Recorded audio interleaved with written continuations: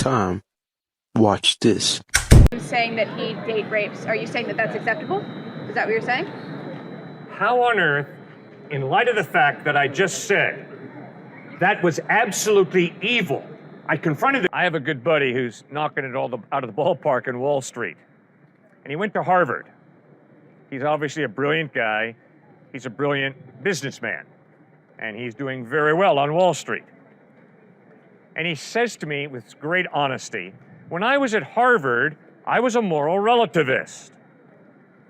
But now as I look back on my life, I realize why I was a moral relativist.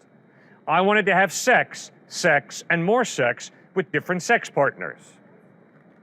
The only problem was I experienced guilt. And the way I dealt with my guilt was to say, morality's relative. I'm not doing anything wrong. There's no such thing as wrong and right. And so in university, we're at a time in life where we have a very strong sex drive. And in order to justify living a sexually promiscuous life, moral relativism is incredibly attractive.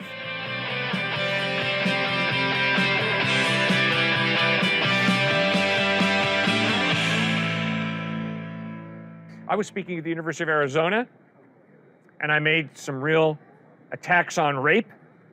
And I said it's embarrassing to look at the statistics on how many women in university get raped. How evil. Guy raises his hand and says, I date rape. And I said, you gotta be kidding me. How on earth do you justify that? And he says, very simple.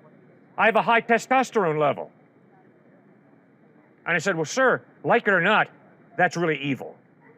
That is totally dehumanizing a woman. I couldn't believe he was so honest, but I found it refreshing. All you gotta do is look at the statistics, guys.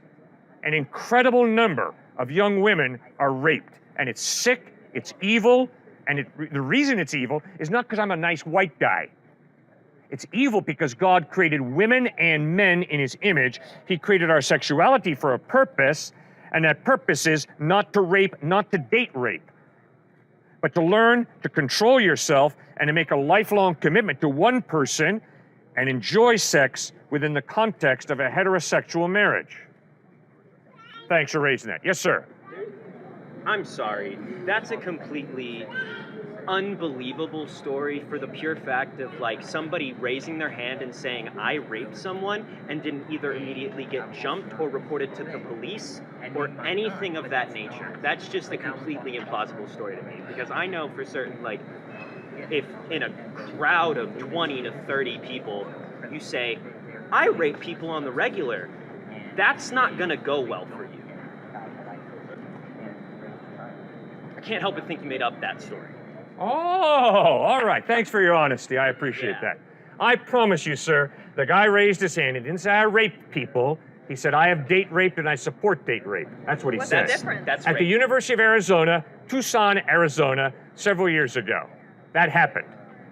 And I can promise you, sir, I would think if you were out here on Monday, the way a couple of students treated me, that you would understand that that is not so implausible.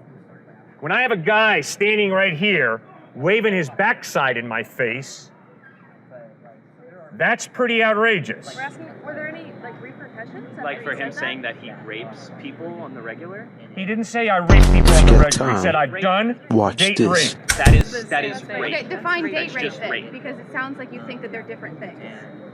That is just Yes, rape. they are different in a person's mind. A person will use the phrase date rape to justify their evil. The same way a person will use eugenics to justify wiping out Jews. No. Oh, yes. No. Oh, yeah, that's exactly what the Nazis Date did. rape is drugging someone to rape them. That is He rape. literally admitted to rape. Yes. And nothing happened. Nothing happened. I can't. That's not possible. I mean, Well, then you're living in fantasy, ma'am. No, and I sir. think you were living. No. He said it flat out. And I can promise you, for you to say what you say right now, and to think that you don't judge, would be a joke. I judge someone who rapes people, yes. No. You made a judgment call about me lying. That is amazing that you would be that judgmental. Incredible. You weren't there. I was at the University of Arizona, in Tucson, Arizona, and the guy said it flat out. And for you to say, I'm lying, wow, where do you get off accusing me of lying when you don't have the faintest idea what the guy said? And by the way, I also used to live in South Boston, and I also used to confront white racists. And I can promise you those white racists in South Boston said a lot of really trashy things. And I also was almost beaten up and and almost got bricks hitting me in the head in South Boston because I stood against racism. And I can promise you, 100 years ago, if that student on Monday would have done to somebody what he did to me, he'd have been in trouble. He's not in trouble today, but he would have been in trouble. Culture does change, doesn't it? What's acceptable and what's unacceptable in a culture changes. The guy, and I said, sir, what you did was evil, in spite of the fact that you have a high testosterone level. But you did nothing about it. You didn't report him to the police? You say it's evil, but you do nothing about it. He just admitted verbally to raping someone. That is grounds to go to the police and say, hey, this student, take a picture of him, because you can do that, free nation. Take a picture of him and be like, this student on the University of Arizona campus right, told me he raped someone, yeah, and that he partakes in date rape. You didn't go to the police and at least give them a description of the guy. No, I did not. So you're part of the problem then. You're just allowing The it to police happen. were already there. The security was already there. And the security chose to do nothing. It's a free speech area. We were having a dialogue, and the police chose to do nothing. But they were there, same way security's been around here. Security's been around here, and they don't stop people from saying what they say, okay? Like all the way over there. Why does it seem that hypocrites are more relevant in society today, or at least more obvious than those who are not hypocrites? Because you haven't watched carefully enough all the humble followers of Christ on this campus who serve the poor, feed the hungry, just the way Jesus did.